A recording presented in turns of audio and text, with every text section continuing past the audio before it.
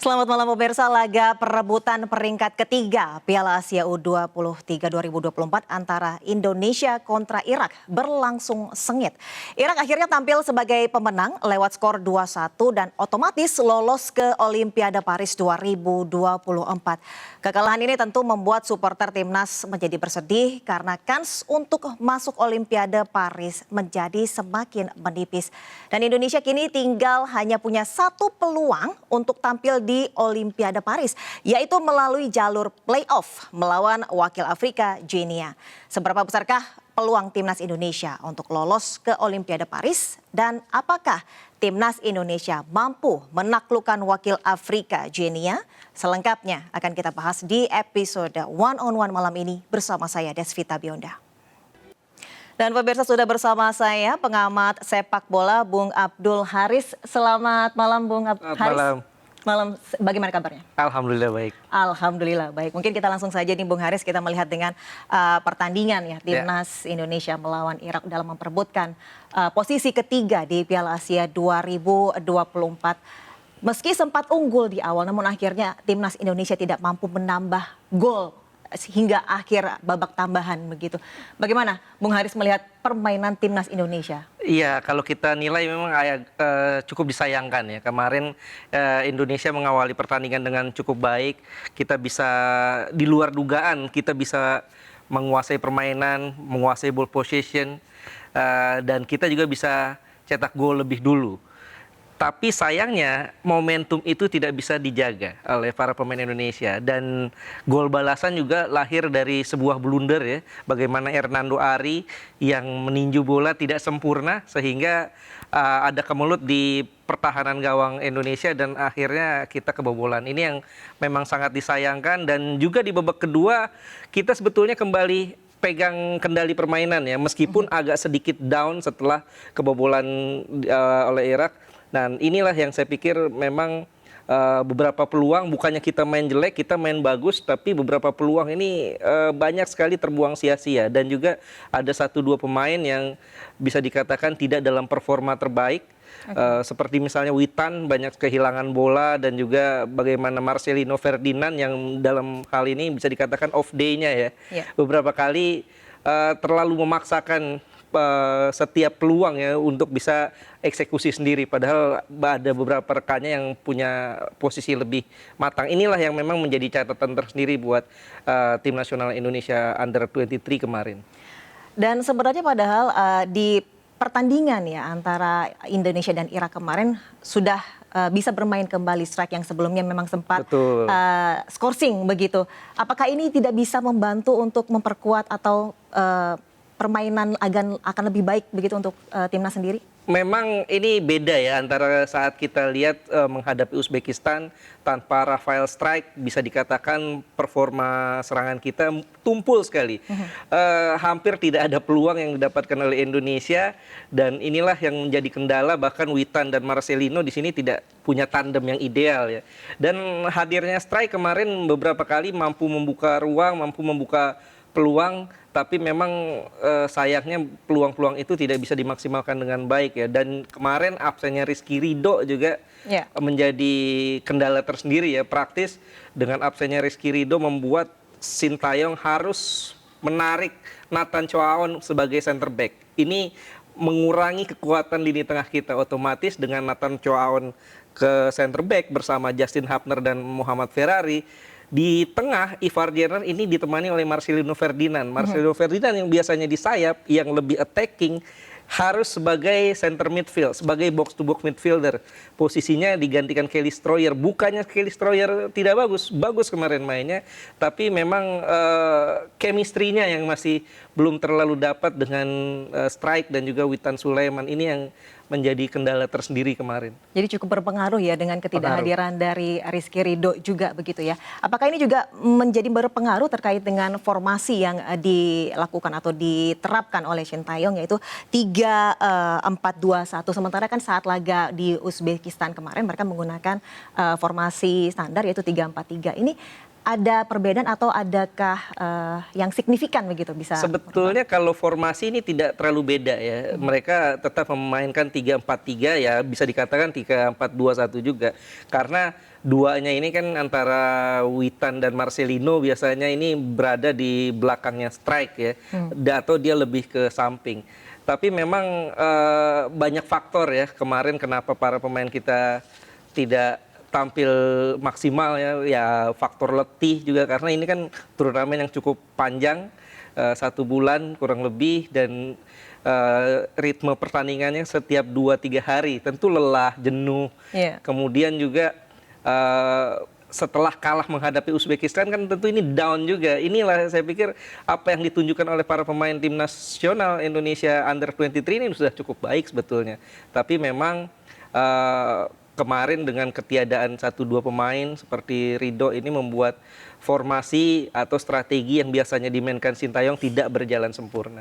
Itu artinya dengan adanya tidak hadirnya 2 pemain yang menjadi andalan dari Sintayong ini juga cukup mempengaruhi. Itu artinya juga memang tidak seluruh dari timnas ini bisa bermain dengan atau berkoordinasi dengan baik begitu jika terjadi hal-hal seperti ini lagi untuk kedepannya begitu? Iya, saya pikir memang dibandingkan tim nasional senior ya, timnas U23 ini kedalaman skuadnya agak-agak tipis, bisa dikatakan demikian. Kalau di timnas senior mungkin Ridho tidak main, masih ada Jordi Amat, masih ada Jai Ijes ya, tidak masalah. Bahkan kadang-kadang Ridho sendiri jadi cadangan. Tapi di tim nasional U23 ini, Ridho ini pemain penting. Selain dia sebagai kapten, leadership-nya dibutuhkan, dia juga sangat bisa dikatakan sangat konstan sebagai pemain pembuang ya, breaker di sisi pertahanan, sebagai libero, sebagai stopper juga dia ideal sekali. Sehingga ini yang menjadi salah satu kekuatan utama di lini pertahanan Indonesia. Kan kalau kita lihat Indonesia di dalam perjalanannya di Piala Asia U23 ini salah satu kekuatan utamanya adalah soliditas pertahanan ya. Bagaimana pola 3-4-3 saat mendapatkan serangan kita menjadi 5-4-1 ya. Ini sangat solid sekali saat menghadapi Australia misalnya. Australia itu banyak sekali peluangnya tapi selalu seolah-olah membentur tembok. Kemudian menghadapi Yordania, Yordania juga cukup baik mainnya tapi setelah kita bisa dapat 1 gol Marcelino Ferdinand penalti, mereka itu langsung keluar menyerang, defense kita bagus, counter attack dan kita menang 4-1. Begitupun saat menghadapi Korea, sulit sekali mereka nembus pertahanan kita. Tapi memang dengan absennya Ridho ini mengurangi otomatis pilihan buat Sintayong semakin sedikit. Padahal masih ada sebetulnya Komang Teguh. Tapi entah mengapa ya Sintayong lebih memilih untuk menurunkan Nathan Choaon. Nathan ini pemain serba bisa ya di tangan Sintayong sejak dia melakukan debut di bulan lalu menghadapi Vietnam. Dia sudah memainkan 3 posisi. Di timnas senior sebagai bek kiri. Di timnas U23 dia dimainkan sebagai gelandang ya, box to box midfielder bersama Ivar Jerner. Dan kemarin saat Rizky Ridho absen dia dimainkan sebagai center back dan semuanya dia mainkan dengan sangat baik. Sangat-sangat baik. Dan memang tadi seperti Bung Haris katakan bahwa mungkin selain Ridho ada Komang, tapi kan seperti yang kita lihat kemarin juga Sintayong baru menurunkan Komang di menit-menit terakhir begitu ya. Itu terlihat seperti apa sih maksudnya strategi dari Sintayong sendiri? Mungkin ada pendapat Bung Haris? Kemarin kita lihat Sintayong seolah-olah sepertinya melihat ada kebocoran di lini tengah Indonesia ya. Bagaimana peran Kelly Stroyer juga sudah menurun dan dia ingin mendorong Marcelino Ferdinand sebagai gelandang sayap lagi ya, sebagai winger lagi. Otomatis untuk menggantikan Marcelino Ferdinand ini dibutuhkan seorang pemain yang kuat di tengah. Ya inilah Komang dimasukkan di situ dan Komang aslinya bukan seorang box to box midfielder, dia seorang center back ya. Dan inilah yang saya pikir memang kebocoran-kebocoran di tengah bisa teratasi, tapi untuk bisa dorong bola ke depan agak kurang. Ini yang membuat performa kita di akhir-akhir pertandingan agak-agak menurun kemarin. Apakah ini kemudian menjadi PR ya buat Sintayong agar bisa lebih untuk seluruh tim itu lebih merata begitu ya untuk kemampuannya masing-masing dimaksimalkan begitu? Iya, ini sulit ya kalau untuk U23 ini karena memang pemain-pemain kita terbatas. memang ada pemain-pemain keturunan Nathan, Justin Hubner, Rafael Strijk, tapi memang pemain-pemain pelapisnya ini tidak terlalu bisa dikatakan tidak sekelas mereka lah ya. Masih bisa dikatakan memang gapnya tidak terlalu jauh, tapi saat ada 1-2 pemain yang hilang seperti Ridho, penggantinya agak kurang. Atau jika misalnya Justin absen atau Nathan absen atau Rafael Strijk absen, kita tidak punya striker lagi karena 2 striker misalnya saat menghadapi Uzbekistan, saat Rafael Strijk absen, ada 2 striker memang tersisa, Ramadan Sananta dan juga Hoki Caraka, tapi dua-duanya tipikalnya beda.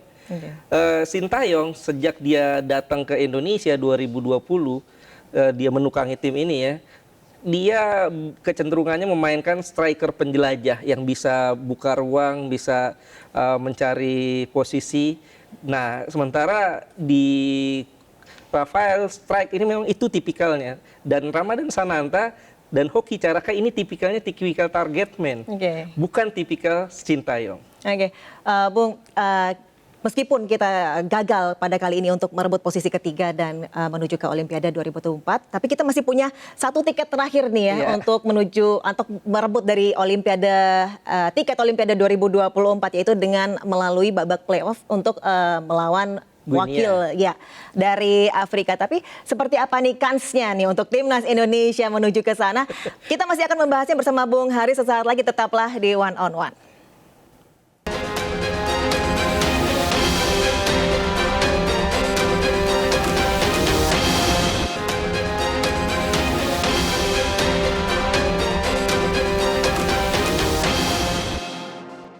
Ya, Anda kembali di One on One pemirsa, dan masih bersama kami Bung Haris di sini, pengamat sepak bola. Kita masih berbicara terkait dengan performa ataupun penampilan dari timnas Indonesia. Dan meski kemarin kalah ya dengan Irak, tapi kita masih mempunyai 1 kesempatan terakhir untuk merebut tiket menuju Olimpiade 2024, yaitu dengan melalui laga playoff menghadapi Kenya. Bagaimana kansnya menurut Bung Haris? Ya, kalau secara hitung-hitungan memang agak berat ya. Artinya tantangannya ketimbang kita di Piala Asia, sekarang level tantangannya lebih tinggi. Karena yang kita hadapi adalah tim Afrika. Secara fisik, secara postur, mereka lebih unggul. Mereka lebih kuat. Dan secara pengalaman, jam menit bermain, mereka juga lebih baik. Karena dari 27 pemain yang mereka miliki, 20 diantaranya main di luar negeri, di luar Guinea, dan 16 diantaranya mereka main di Eropa. Ini yang cukup berat pastinya buat Indonesia. Tapi ini kita lihat Indonesia sejak awal juga tidak dilirik ya sebagai tim unggulan. Kita sebagai underdog, kuda hitam. Tapi kenyataannya di fase grup A, kita menghadapi Qatar, kita menghadapi Australia, Yordania, dan di perempat final kita bisa menang lawan Korea Selatan. Artinya, apapun bisa terjadi di lapangan. Meskipun secara di atas kertas, kans kita kecil, tapi apapun bisa terjadi di atas lapangan. Baik, tadi kan seperti yang Bung Haris katakan bahwa mungkin fisik ataupun para pemain dari Kenya ini lebih mumpuni, bahwa mereka juga banyak yang bermain di laga Eropa begitu, yang mungkin tipis atau kecil kemungkinan bagi timnas Indonesia untuk mampu gitu ya untuk menghadapi mereka. Apakah ini kemudian perlu dari timnas Indonesia ini menambah untuk pemain naturalisasi begitu?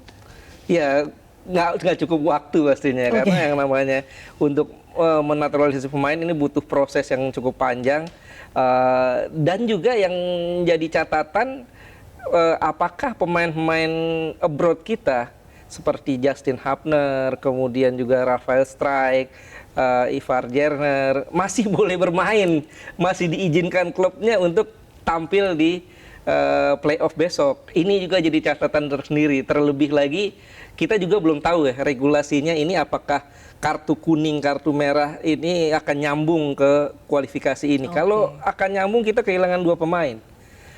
Rizky Ridho yang kartu straight red card, kartu merah langsung, yang artinya dia 2 pertandingan absen, dan juga Justin Hubner. Justin Hubner kemarin dapat kartu kuning. Kalau regulasinya itu menyambungkan dengan turnamen sebelumnya, kualifikasi ini kan artinya Piala Asia dan Piala Afrika itu kualifikasi untuk Olimpiade kan. Kalau menyambung kita sudah kehilangan 2 pemain, Rizky Ridho dan Justin Hapner. Tentu ini jadi PR besar lagi buat Sintayong. Bagaimana caranya mengakali kondisi seperti ini? Oke. Meskipun misalnya ini memang terjadi begitu, Rizky Ridho maupun Justin Hapner tidak bisa ikut berlaga melawan Genia.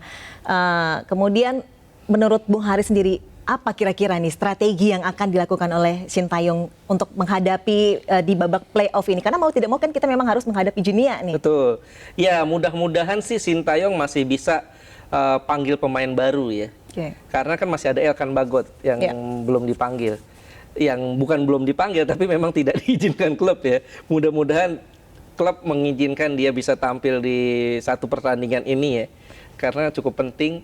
Dan mudah-mudahan juga dia bisa manggil pemain-pemain baru lain sehingga Rizky Ridho dan Justin Hapner ini bisa tergantikan ya. Karena kalau 2 pemain ini memang absen karena sanksi tentu berat. Karena sisanya yang betul-betul center back ini cuman Komang Teguh, Muhammad Ferrari. Dan paling mungkin adalah menarik kembali Nathan sebagai center back seperti kemarin lawan Irak. Tentu dengan Nathan main sebagai center back ini akan mengurangi kreativitas di lini tengah kita. Oke. Kemudian untuk terkait dengan mental, kita kembali lagi dengan mental dari para timnas ini. Sudah kalah melalui Uzbekistan, kemudian kalah lagi dari Irak. Ini menurut Bung Haris, apakah kemudian tim mereka untuk di babak playoff akan bisa mengembalikan mental mereka akan jadi lebih baik begitu? Iya, kalau soal mental insya Allah kita bisa ya. Karena sudah terbukti beberapa kali. Kita di laga pertama kita kalah lawan Qatar dengan skor 0-2 dan dalam kondisi itu kita dicurangi wasit dalam tanda kutip ya. Wasit Nasrullah Kabirov ada beberapa keputusan-keputusan yang sangat kontroversial yang sangat merugikan Indonesia, termasuk kartu kuning kedua Ivar Jerner dan kartu merah Ramadan Sananta saat itu dan penaltinya Rizky Ridho ya. Tapi kenyataannya di pertandingan kedua saat menghadapi Australia, saat orang berpikir Indonesia akan habis, ternyata Indonesia bisa bangkit. Dan di laga ketiga saat Indonesia hanya butuh 1 poin, kita malah bisa menang 4-1. Begitupun saat lawan Korea, mentalitas itu semakin kuat. Di penalti ini, kita biasanya itu mimpi buruk ya setiap menghadapi penalti. Tapi kenyataannya lawan Korea kita bisa menang. Ya. Artinya secara mentalitas mudah-mudahan ya Coach Sintayong dan tim kepelatihan dan juga jangan lupa ini kalau kita lihat di Instagram segala macam ketum PSSI Pak Erik juga sepertinya dia jago motivasi juga ya. Selalu mensupport ya. Selalu mensupport dan motivasinya saya pikir ini cukup penting buat para pemain Indonesia dan mudah-mudahan dengan begitu ini bisa kembali mentalitasnya kembali terangkat. Tapi apapun itu kalau saya pribadi, apapun hasilnya yang diraih oleh tim ini, apakah lolos ke Olimpiade ataupun tidak, tim ini sudah berbuat lebih dari ekspektasi. Kita tidak diunggulkan, kita hanya menargetkan ke perempat final dan kita bisa lolos ke semifinal. Tercatat sejarah, Indonesia menjadi debutan pertama yang bisa lolos ke semifinal Piala Asia U23. Dan itu setelah 16 tahun absen di Piala Asia, begitu? Bukan absen, nggak pernah ikut. Nggak pernah ikut ya? Nggak pernah ikut, di U23 kita nggak pernah ikut. Oke, dan ini sudah menjadi suatu apresiasi tentunya ya, dan kebanggaan tersendiri bagi bangsa Indonesia, karena timnas pada akhirnya bisa masuk ke semifinal ya untuk Piala Asia 2023. Bung Haris, yang seperti yang kita ketahui sendiri tidak dipungkiri bahwa memang lagi-lagi timnas Indonesia ini memang ada kelemahan di fisik dan juga mental ini. Bagaimana sih menurut Bung Haris sendiri kita untuk memperbaiki ini timnas agar apa ya, biar bisa lebih tidak cepat down seperti itu dan kemudian kondisi fisiknya juga lebih prima begitu? Saya pikir dalam 4 tahun ya, ini tahun kelimanya Coach Sintayong ya, dia diperkenalkan Desember 2019, mulai bekerja 1 Januari 2020 sampai sekarang ini kita bisa lihat mentalitasnya terdongkrak luar biasa. Cukup terdongkrak ya. Betul, level kita yang dulunya inferior, jangankan sama tim-tim Asia sekelas Korea, lawan Thailand aja udah ketar-ketir kita. Iya. Lawan Vietnam aja kita sudah ciut nyalinya. Iya. Sekarang kita bisa lihat, lawan Australia kita menang, lawan Yordania kita menang, lawan Korea Selatan kita bisa menang. Betul. Artinya mentalitas sudah naik, fisik pun begitu. Tapi memang PR-nya adalah pemain-pemain ini fisiknya bagus saat masuk timnas. Saat kembali ke level klub, mereka biasanya turun lagi. Karena ini menjadi PR bersama Indonesia ya, karena level permainan di timnas tidak seperti di klub. Dan ini yang berbeda sehingga Coach Sintayong setiap pemain timnas datang dipanggil, dia selalu genjot fisik lagi. Harusnya di negara-negara maju sepak bola, pelatih tim nasional itu nggak lagi fokus ke fisik. Dia langsung taktik, strategi, chemistry. Taktik, strategi, chemistry. Fisik itu harusnya sudah terbentuk di kompetisi dan di klub. Tapi memang sayangnya tidak semua klub di Indonesia yang fisiknya prima. Kita bisa lihat di liga kita ya. Pertandingan awalnya begitu kencang, begitu ini, tapi menit-menit 70 biasanya itu udah mulai agak kendor fisiknya, staminanya. Inilah yang memang jadi PR besar buat kita, sehingga para pemain saat kembali ke level klub tetap terjaga fisiknya dan juga makan. Para pemain kita ini yang beberapa kali dikeluhkan oleh Sintayong saat di timnas, dia bisa jaga makannya, tapi saat balik ke klub mereka makan sembarangan ya, karena menjadi atlet itu tidak bisa makan enak ya karena makanannya harus makanan-makanan yang betul-betul terjaga. Inilah kedisiplinan inilah yang memang harus dijaga, bukan hanya pelatih sendiri tapi juga si pemain dan juga pihak pribadi masing-masing dari pemain timnas ini ya, agar mereka juga bisa menjaga kondisi fisiknya. Jadi mungkin seperti biasanya mereka di timnas selalu dilatih dengan kondisi fisik, kembali ke klub ya jangan ditinggalkan yang itu begitu ya. Baik, kemudian dari Bung Haris sendiri ngelihat kembali lagi kita untuk ke kansnya si timnas ini dalam melawan Kenya, kira-kira apa nih strategi dan siapa aja yang akan diturunkan menurut Bung Haris? Iya, kalau seandainya kita bisa tampil full tim ya, termasuk Rizky Ridho ataupun Justin Hubner bisa main, ya saya yakin Coach Sintayong akan tetap pakai pola 3-4-3 atau 5-4-1 ya. Dengan kiper tentu Hernando Ari, itu tidak bisa tergantikan ya. Dan 3 back Rizky Ridho yang di tengah, dan Justin Hubner plus antara Ferrari ataupun Komang Teguh.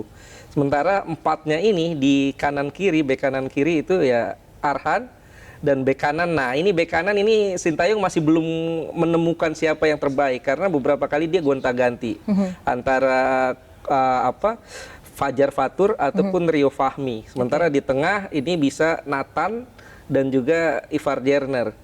Kanan kiri di sayap Marcelino dan Witan Sulaiman serta Rafael Strike. PR-nya adalah jika Justin Hubner dan Rizky Ridho kembali lagi ya, harus sanksi. Kita berdoa bersama semoga itu tidak berlanjut ya sampai dengan laga melawan si Kenya ini ya. Dan kita juga masih akan terus berbincang terkait dengan bagaimana kans untuk timnas Indonesia ke depannya. Jangan kemana-mana pemirsa, kami akan kembali sesaat lagi.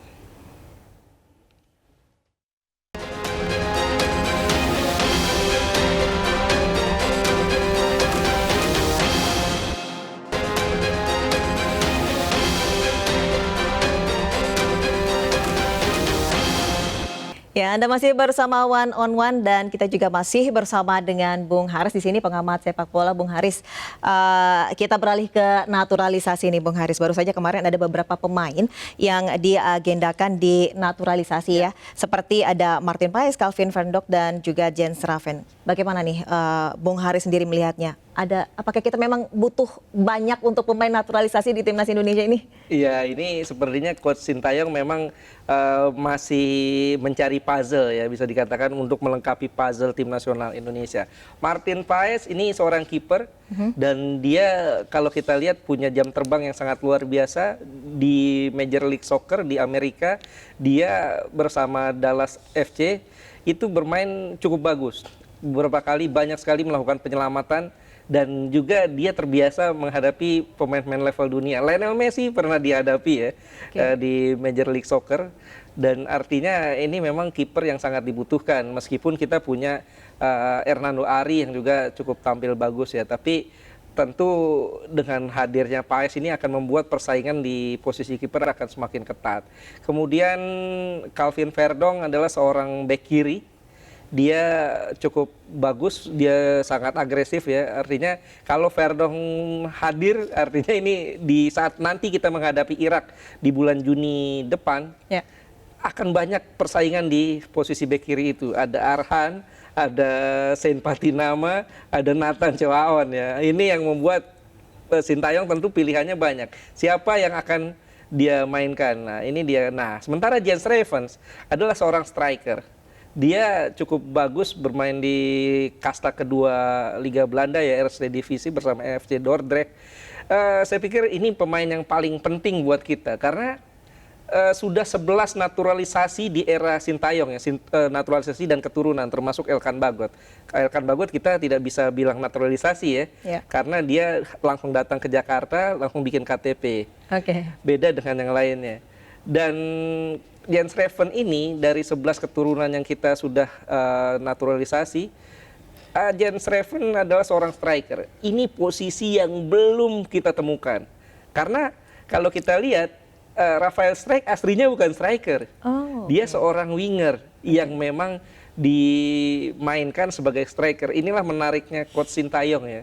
Dia beberapa kali mengotak-ngatik posisi pemain-pemain seperti Nathan Choaon, kadang-kadang dimainkan sebagai bek kiri, center back ataupun sebagai gelandang bertahan ataupun box to box midfielder. Begitupun Justin Hapner pernah sebagai center back, pernah juga sebagai box to box midfielder. Nah, ini juga yang saya pikir dilakukan juga terhadap Rafael Strijk. Aslinya winger tapi dimainkan sebagai striker, dan ternyata Strijk ini pemain yang cerdas. Dia bisa menerapkan strategi yang dibutuhkan pelatih. Dengan masuknya Jens Ravens ini akan semakin lengkap ya. Artinya kita betul-betul punya pemain nomor 9 di tim nasional Indonesia. Jika memang tadi para pemain naturalisasi yang seperti tadi sudah disebutkan ya, ada Martin Paes, Calvin Verdong, dan juga Jens Ravens.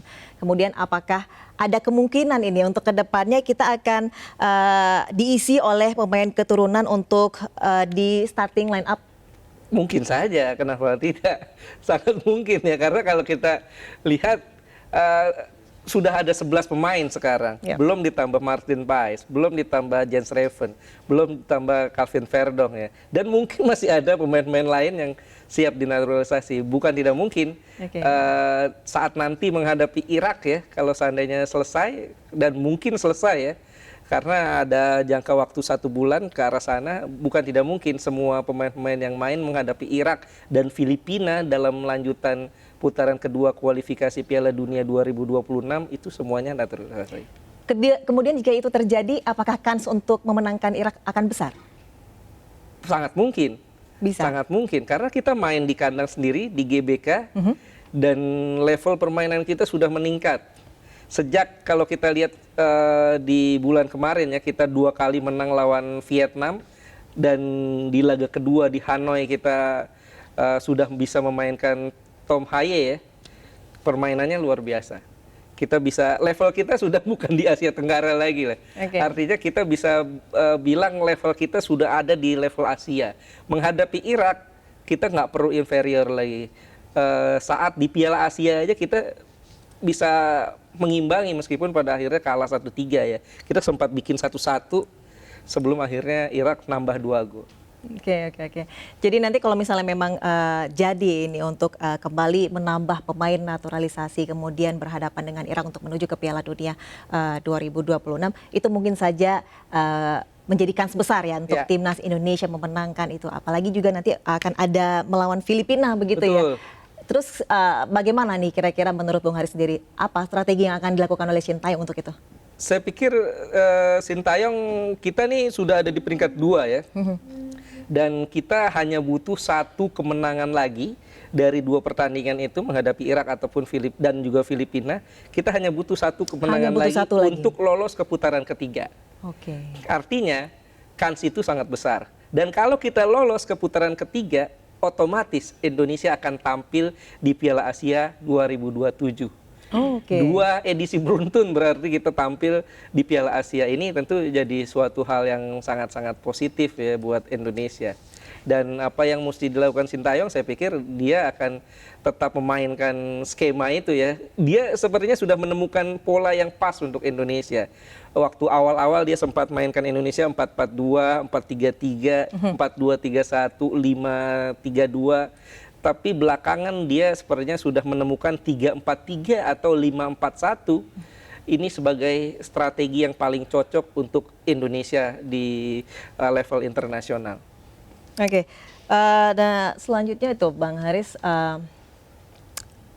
Bang Haris sendiri bagaimana sih melihat kalau misalnya memang sudah ada masuk ini naturalisasi, siapa saja pemain dari timnas Indonesia asli ini yang akan turut bergabung dengan para pemain tim naturalisasi ini? Iya, kita jangan juga berkecil hati ya bahwa walaupun naturalisasi kita sudah banyak, saya pikir masih cukup ada beberapa pemain lokal pribumi yang punya kualitas yang bisa bersaing. Masih ada Marcelino Ferdinand misalnya, Witan, kemudian Rizky Ridho juga saya pikir masih bisa bersaing. Dan juga di posisi bek kanan masih ada Asnawi bisa bersaing. Yakob Sayuri masih bisa bersaing di level senior ya kita bicara. Kemudian Arhan juga masih bisa bersaing. Artinya Arhan walau dengan kehadiran pemain-pemain naturalisasi ini, saat orang berpikir masuknya Saint Patinama, masuknya Nathan Chow akan membuat karir Arhan selesai di timnas, kenyataannya enggak. Ini yang harus jadi acuan ya, bahwa naturalisasi ini jangan membuat para pemain kita ini berkecil hati, karena terbukti sejak kita melakukan naturalisasi pemain-pemain ini level pemain kita meningkat, mentalitasnya meningkat. Saat kita masuk ke lapangan, kita tidak merasa inferior lagi terhadap tim-tim sekelas Irak, sekelas Korea, sekelas Jepang. Dan juga naturalisasi yang kita lakukan sekarang beda dengan yang dilakukan di era-era sebelumnya. Di era-era sebelumnya ini tidak punya darah Indonesia, tapi pemain yang sudah 5 tahun main di Indonesia di naturalisasi menjadi warga Indonesia. Tapi kalau yang sekarang kan yang semuanya berdarah Indonesia, punya keturunan di minimal dari kakeknya, kakek neneknya ada darah Indonesia. Artinya mereka juga punya hak untuk bisa membela tim nasional Indonesia. Kita tidak bisa bilang bahwa mereka ini pemain naturalisasi atau bukan. Karena itu digunakan di negara-negara lain. Jepang, kiper tim nasional seniornya keturunan Afrika. Di U23-nya juga begitu, keturunan Ghana. Di level-level lainnya, bahkan Prancis misalnya. Prancis itu kalau mereka tidak memakai pemain-pemain imigran, tidak akan pernah mereka juara dunia. Maroko di Piala Dunia kemarin, rata-rata kebanyakan pemain-pemainnya itu lahirnya bukan di Maroko tapi di luar negeri. Itu yang membuat mereka bisa sampai ke semifinal. Artinya di zaman sepak bola modern sekarang kita tidak bisa bilang ini naturalisasi, ini lokal, tidak bisa beda-bedakan. Mereka juga punya hak untuk bisa tampil membela tanah leluhurnya. Oke, mungkin juga kita juga bisa mendoakan ya, semoga nanti pemain naturalisasi yang tadi memang sudah direncanakan untuk bisa bergabung bersama timnas nasional ini direalisasikan jadi bergabung, yang kemudian nanti untuk menghadapi Irak untuk menuju ke Piala Dunia 2026 bisa mempunyai kans besar gitu ya. Betul. Untuk memenangkan itu gitu ya. Betul, mudah-mudahan kita bisa menang ya. Tapi juga meskipun ada naturalisasi, PSSI juga jangan terbuai dengan naturalisasi. Kedepannya pembinaan juga mesti digalakan, karena sampai kapan kita harus terus-menerus cari pemain-pemain naturalisasi ya. Pembinaan, kompetisi kelompok umur dan kompetisi-kompetisi junior ini harus diperbanyak. Kompetensi pelatih juga harus ditingkatkan sehingga pemain-pemain dari lokal pun akan meningkat levelnya. Oke, terakhir Bung Haris, apakah kita punya kans ini untuk berlaga di Piala Dunia 2026 jika memang berhasil nih untuk pemain naturalisasi bergabung bersama kita? Dan mungkin ada tambahan PR-nya nih untuk pemain lokal sendiri. Iya, memang kans untuk ke Piala Dunia ini akan lebih besar ya di tahun 2026. Karena kalau kemarin hanya 4 tim plus setengah playoff menghadapi zona lain ya. Sekarang jatahnya 8 setengah. Artinya lebih besar. Tapi apakah kita bisa? Saya pikir belum waktunya sekarang. Bukannya pesimistis ya, saya sih berharap Indonesia bisa lolos. Tapi step by step lah, bahwa meskipun 8 tim yang akan lolos, 8,5 tim yang akan lolos, tapi masih ada Irak, masih ada Iran, masih ada Uzbekistan. Artinya kita masih belum sampai ke sana ya. Mudah-mudahan kita bisa masuk paling nggak sampai putaran keempat. Di edisi sekarang. Ini akan jadi batu loncatan kita sehingga di edisi berikutnya 2030 ya, kita akan baru bisa lolos gitu. Paling nggak step by step lah, ada progres untuk ke arah ke sana. Yang penting kita tetap mendoakan yang terbaik begitu ya. Betul. Untuk tim nasional Indonesia, terutama untuk dalam waktu dekat ini akan menghadapi Genia ya, untuk memperebutkan tiket terakhir menuju Olimpiade 2024. Terima kasih banyak Bung Haris atas waktunya yang berkenan hadir dan berbincang bersama kita di sini. Dan meski begitu timnas Indonesia juga kita berikan apresiasi karena sudah mampu mencapai dengan semifinal dan meraih posisi keempat di Piala Asia 2024 ini. Baik, terima kasih sekali lagi Bung Haris dan selaku pengamat sepak bola dan pemirsa. Ya, demikian One on One malam ini mewakili kerabat kerja yang bertugas. Saya Desvita Bionda pamit undur diri. Terima kasih, sampai ketemu di episode berikutnya.